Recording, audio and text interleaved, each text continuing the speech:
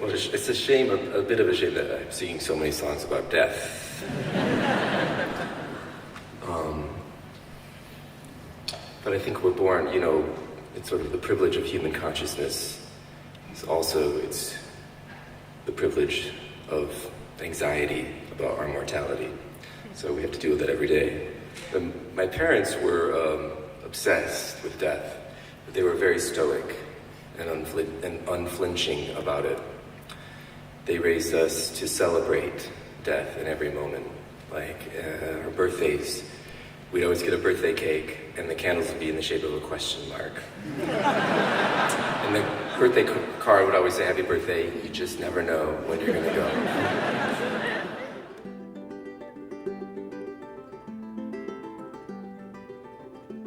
Of all the works by Indian music's darling Sufjan Stevens, his 2015 album, Carrie Lowell, is perhaps his most intimate and honest. It is also my favorite. Stevens is known for writing songs about infamous characters of history, such as John Wayne Gacy, Mary Todd Lincoln, and Tonya Harding. Occasionally, he attempts to look at these people with a particular nuance. While never excusing their actions, Stevens' lyrics often explore how things look from these characters' points of view, trying to gain a deeper and more insightful understanding of them. In Carrie Lowell, he does something very similar, albeit on a much more personal level. In Carrie Lowell, Stevens attempts to understand his own mother. I don't think I've ever encountered any other album that offers a more complex or compelling package of emotions, and I would like to share with you what makes it so special to me. While a variety of music is personal and describes the sorrow and tribulations of the artist, I think what Stevens does with this album is more effective. He takes your hand and asks you to join him in his search for grief.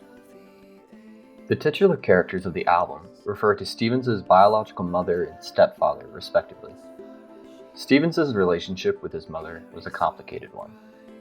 Carrie, for a large portion of her life, struggled with mental illness and drug addiction. According to Stevens, Carrie abandoned her children when Sufjan was a young child. In an interview with Pitchfork's Ryan Domble, Stevens talks about how Carrie was largely absent from his life, seeing her only occasionally when on his childhood trips to Oregon, where Carrie eventually moved to. This album is not the first time Stevens wrote about his mother. In the song "The Sears Tower" from his 2005 album Illinois, Stevens alludes to feeling betrayed by Carrie's actions. Romulus, a track from the album Michigan, tells a bittersweet story about his mother coming to visit him and his siblings in Romulus, Michigan. Once when we moved away, she came to Romulus for a day. Her Chevrolet broke down. We prayed it'd never be fixed or be found. We touched her hair, we touched her hair, we touched her hair, we touched her hair. Early on in Stevens' music, we get a sense that he longed for more quality time with her, as any child would want from their mother.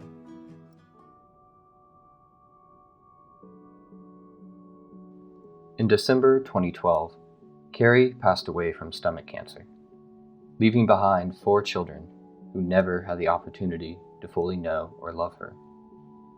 It was so terrifying to encounter death and have to reconcile that, and express love for someone so unfamiliar. I was trying to gather as much as I could of her, in my mind, my memory, my recollections, but I have nothing. It felt unsolvable. How should you react when such a complicated person in your life dies? When you're supposed to feel sadness, but feel only ambivalence and emptiness? What are you supposed to do to find closure when such a figure in your life passes away? Well, if you're Sufjan Stevens, you write Carrie Lowell. His mother's death is not the only inspiration for Carrie Lowell, it seems.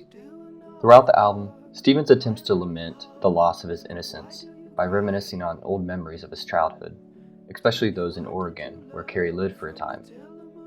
He makes several references to the loss of a romantic partner, referred to as both Monalik and John. As a Christian, Sufjan also expresses doubt and uncertainty concerning his faith in God.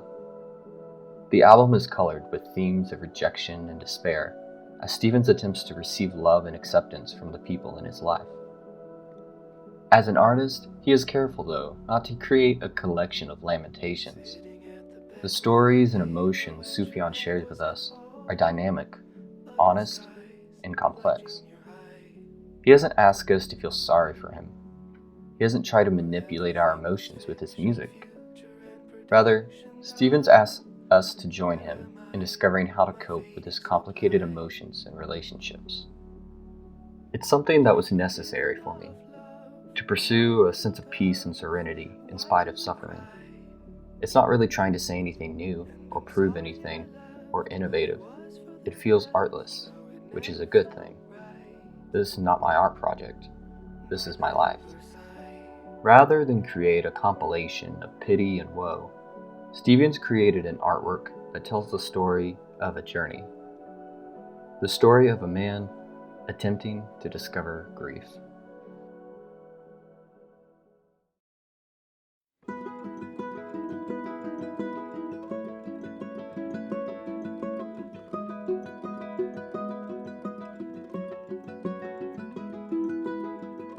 Stevens opens the album somewhat paradoxically by repeating the simple but powerful line, "I don't know where to begin." These words set the stage for the rest of the album, as Stevens explores the competing emotions felt after the death of his mother, and not being able to adequately understand or describe them. The line relays the fear and apprehension of opening up, not only to listeners, but to oneself. Stevens elaborated on this topic in his interview with Pitchfork, stating the aftermath of Carrie's death nearly destroyed him because he couldn't make sense of it. Carrie Lowell, ultimately, is Sufjan's search for understanding how to grieve his mother, and the opening track introduces this idea as he attempts to put words to his feelings. Acting as almost a thesis for the rest of the album, the opening track, Death with Dignity, ends with a stanza that gives a sense of resolution. Sufjan describes being able to forgive his mother for wronging him, while still being haunted by a lack of closure with her in life.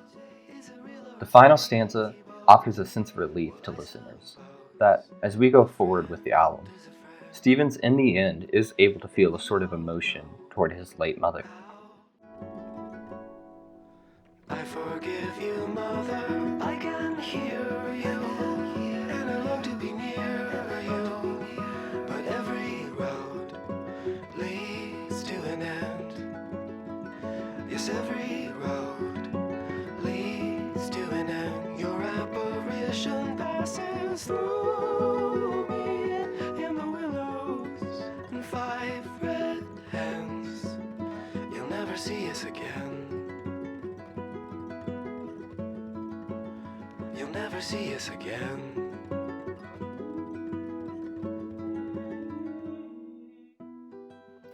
Sufjan continues the motif of regret and confusion with the song Should Have Known Better.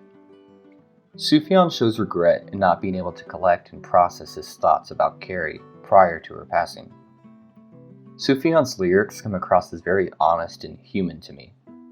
Having recently lost a close family member, perhaps the only thing worse than feeling sad is feeling empty. You are expected to feel sadness and grief at the passing of such a close family member, and to feel nothing but ambivalence toward the event can be both shameful and frustrating. I appreciate Sufjan for being brave and admitting that this feeling is perhaps more universal than we think. I should have wrote a letter explaining what I feel, that empty feeling. In a rare instance of hope on the album, Sufjan ends the second psalm with a dedication to not let the regret and depression of his mother's death mask the beauty of what is around him. He asks himself to focus on things such as the neighbor's greeting, which can be interpreted as trying to appreciate the small things of joy in life, a healthy coping mechanism. Sufjan ends the psalm attempting to focus not only on death and mortality, but also new life and the joy that comes with it. My brother had a daughter, beauty that she brings, illumination, illumination.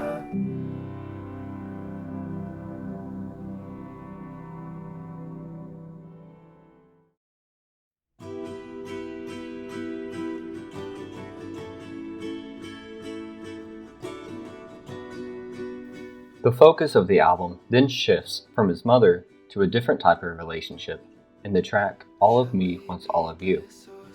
Here, Sufjan expands on themes of rejection and a desire to be loved by people who abandon him. The track also raises the classic question, is this Sufjan Stevens song gay or just about God? In most instances, I would not hesitate to answer both. Judging from his writing, sexuality is a very spiritual thing to Sufjan. He often makes analogies, comparing his relationship with God to his relationships with other men, as he masterfully and respectfully blends sexual and religious references in his lyrics. In the end, it's not necessary to delve into Sufjan's private life to understand the paradigm of relationships he illustrates in his music here, which is one of rejection despite wanting to love someone fully. The ambiguity is purposeful, as this abusive relationship can be applied to Sufjan's mother, God, his lover, as well as universally to his listeners.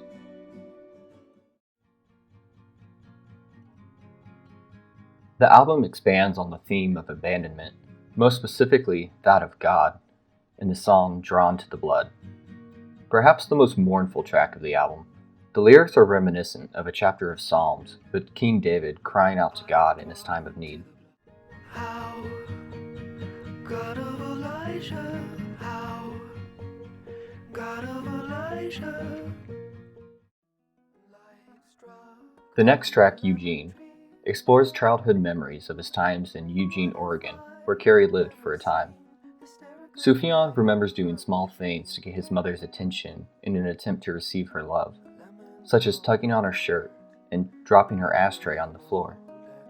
Throughout, he repeats the line, "I just wanted to be near you." Not all the memories in this song are bad ones, however. Sufjan remembers times of a man, presumably Lowell, teaching him to swim, comically noting that he could not pronounce Sufjan's name, opting to call him Subaru. At the end of the song, though, Sufjan shifts to the present tense, where he discusses the death of his mother, and with her, the death of his childhood memories and innocence. Stevens finds his childhood memories, even the happy ones, to be painful. The song ends abruptly, signifying Sufjan realizing the futility of reminiscing. What's left is only bittersweet. For the rest of my life, admitting the past is behind me. Now I'm drunk and afraid, wishing the world would go away. What's the point of singing songs if they'll never even hear you?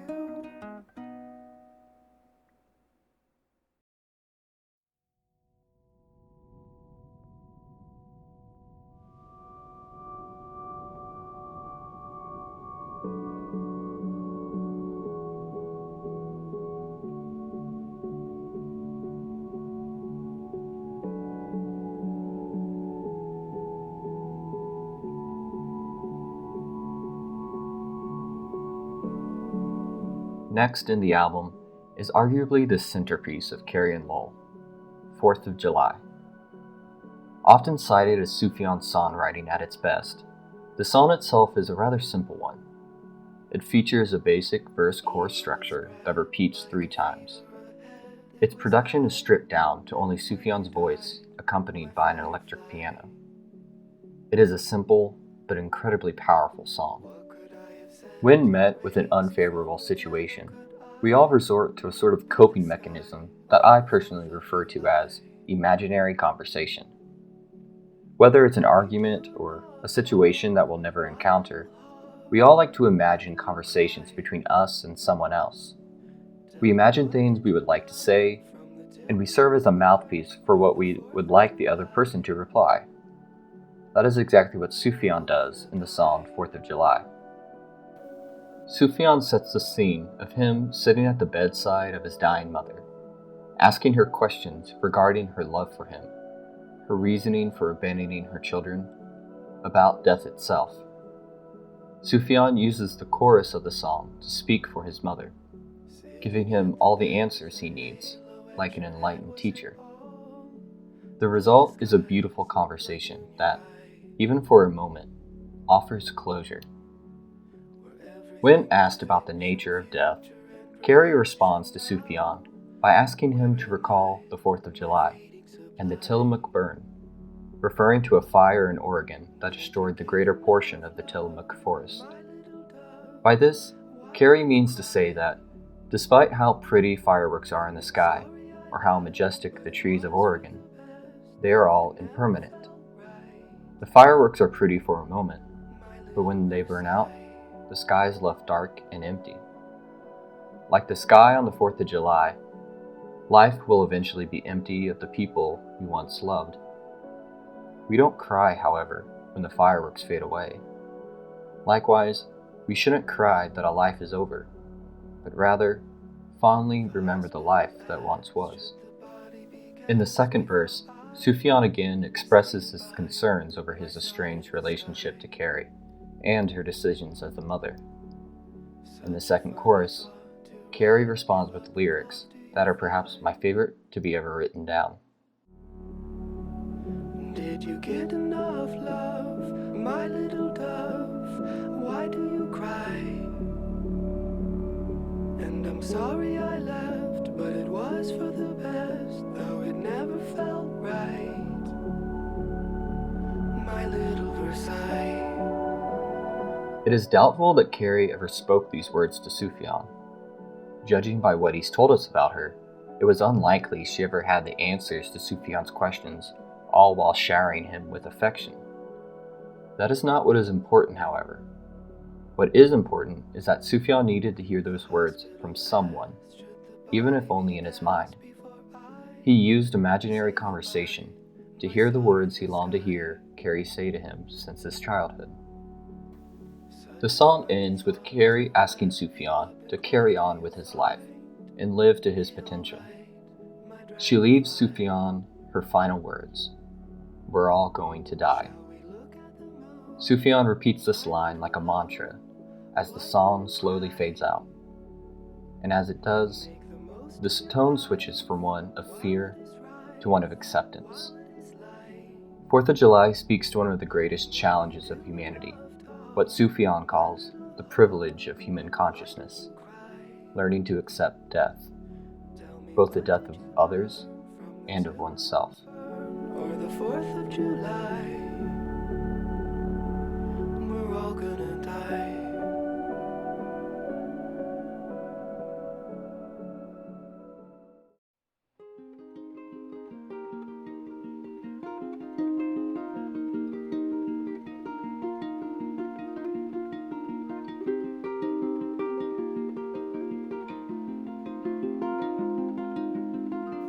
The next handful of tracks delve into the immediate aftermath of Carrie's death.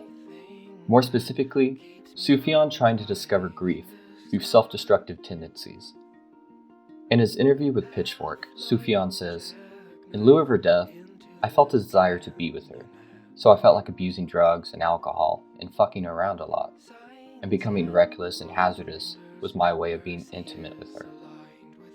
The track, "The Only Thing," is a very pretty song, full of warm guitar fingerpicking and soaring instrumentals. The lyrics, however, are some of his darkest and most grim. They describe Sufjan on the edge of life, desperately seeking reasons to continue with life in the wake of an emotional crisis. Sufjan paints scenes in the verses, such as a passing temptation to drive his car off a cliff, but deciding against it as he admires the beauty of the constellations in the night sky. These signs and wonders of nature and God's creation are the thin threads keeping Sufjan from collapsing under the weight of his agony and turmoil. One motif that I find particularly interesting throughout Carrie and Lowell, but especially in the second half of the album, is Carrie's ghost. Sufjan touches on this, saying, "I was so emotionally lost and desperate for what I can no longer pursue in regard to my mother. So I was looking for that in other places. At the time, part of me felt that I was possessed by her spirit, and that there were certain destructive behaviors that were manifestations of her possession." Her ghost is not a source of comfort for Sufjan. It haunts him, possesses his life, causing it to spiral. Her presence began to color every aspect of his life, as we can see from the final lines of The Only Thing. Should I tear my eyes out now? Everything I see returns to you somehow. Should I tear my heart out now?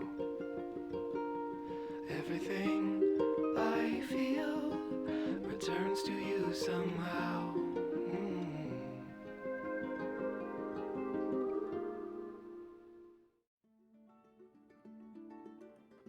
The title track of the album continues this motif of Carrie's ghost. The song Carrie and Lowell is more abstract in its lyrics than other tracks on this record, full of flowery language and mysterious allusions to Oregon and mythology. The instrumentation on this track is also a bit unique. It has a sort of dreamlike and airy quality to it, not found elsewhere in the album. My personal interpretation of this song takes place in an afterlife of sorts, a place where Sufjan can contact his mother's ghost. The lyrics offer vague vignettes of childhood memories of Oregon, as Sufjan desperately tries to connect with Carrie in the afterlife.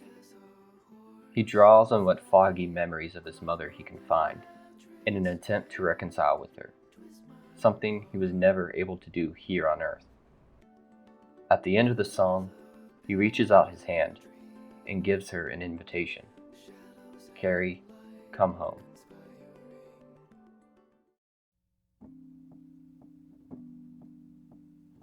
John My Beloved, like the title track, is also fairly abstract in its lyrics. There are several different interpretations of this song by others, and not all agree. Is it about a romantic relationship? Is it about John the Baptist from the Gospels? Again, I will offer my own personal reading of this song and how I see it in the context of this album, but it of course is not the only valid interpretation. As I mentioned earlier, sexuality and religion often live synergistically in Sufjan's music. Because of this, I don't find it abnormal or ironic that John My Beloved is simultaneously the most explicitly sexual and explicitly religious of the album. When confronted with his own mortality and an existential crisis, Sufjan falls into the arms of another man he may have met at a bar. In the song, Sufjan calls him John. This casual hookup seems to be an attempt for escape, a search for meaning. He tries to elevate John in his life as the answer to all his questions. He ascribes religious and biblical qualities to John, trying to find significance and purpose through sexual relationships. Beloved of John, I get it all wrong. I read you for some kind of poem. Sufjan asks John to pretend with him, a distraction before having to ultimately confront suffering and eventual death. He uses John as a means to find peace and comfort in a world of impermanence. In the last chorus of the psalm, Sufjan reveals that this sexual relationship is analogous to his relationship with God. Sufjan invokes Jesus by name, begging him to shield and protect him from the dark and depressing realities of the world.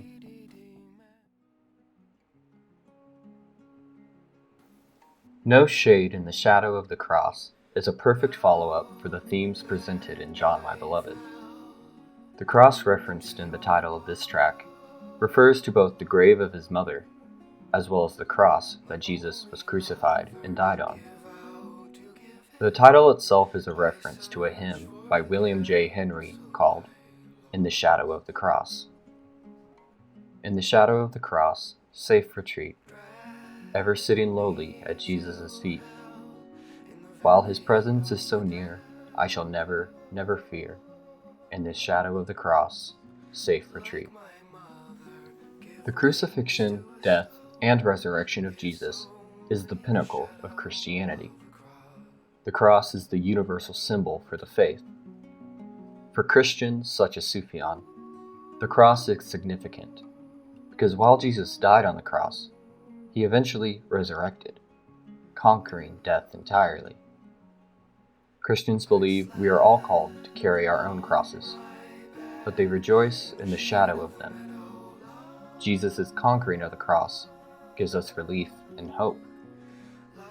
But for Sufjan, as he sits in the shadow of his own mother's grave, he feels no relief.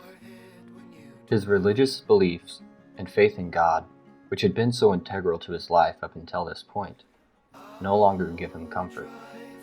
They no longer give him satisfactory answers to his questions about life. At the end of this psalm, Sufjan declares, "There is no shade in the shadow of the cross."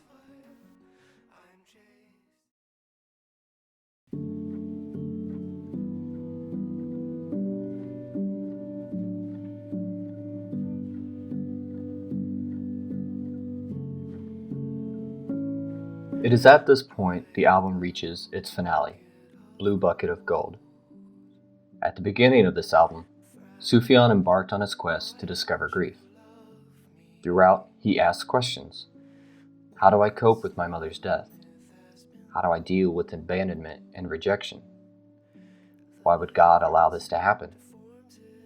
How can I find relief and comfort in the fact that everything seems so meaningless and that we will all one day die? So, now that we have reached the closing track of this album, does Sufjan give us answers? Do we get any closure? The title of the closing psalm refers to a long-lost treasure rumored to be buried somewhere in the Oregon wilderness. For over a century, people have searched for this mythical treasure to no avail. We may never know where to find this blue bucket of gold, or if it even exists at all. The same can be said of all the questions Sufjan presents in this album. The final song of Carrie Lowell distills all of Sufjan's agony, all of his grief and pain, into one question. Friend, why don't you love me? This question is Sufjan's own personal blue bucket of gold. The album was an invitation, a quest to find the answers to his questions, a journey to discovering grief. And by the end of the album, Sufjan is still empty-handed. In some songs, he alludes to finding coping mechanisms, healthy and unhealthy, but his ultimate question remains unanswered. Blue Bucket of Gold, though the closing track of this album, offers no closure. When the album ends, we leave Sufjan as he is still grieving. He begs, singing, "Tell me you want me in your life." Some may see ending the album in this way as needlessly pessimistic and depressing. I, however, love this decision. One of the most popular theories about grieving comes from the Kubler-Ross model of the 5 stages of grief. 1. Denial. 2. Anger. 3. Bargaining. 4. Depression. And 5. Acceptance. Sufjan displays all 5 stages of grief throughout Carrie Lowell, including acceptance. But I think it's really important to understand that the grieving process is complex. It's not just a simple 5-step process that we follow linearly. It's a cycle, one that continues until the day we die. When we lose someone in our life, whether through death or a breakup, we never truly stop grieving. It may become less potent as time goes on, perhaps, but it still comes in waves. The ghost of someone we lost in our childhood stays with us into old age. Discovering grief isn't something we can do in one sitting. It's not something we can condense down into a 40-minute album and then wrap up in a pretty bow. I think to end this album with Sufjan telling us exactly how he learned to cope would be incredibly disingenuous. Grieving is a lifelong process that may have no ultimate conclusion. As cliché as it might sound, the journey to discovering grief is itself the discovery. The truth lies within the journey itself, within all the anger, the denial, and the fear. Learning to accept the denial, the depression, the anger, is accepting grief.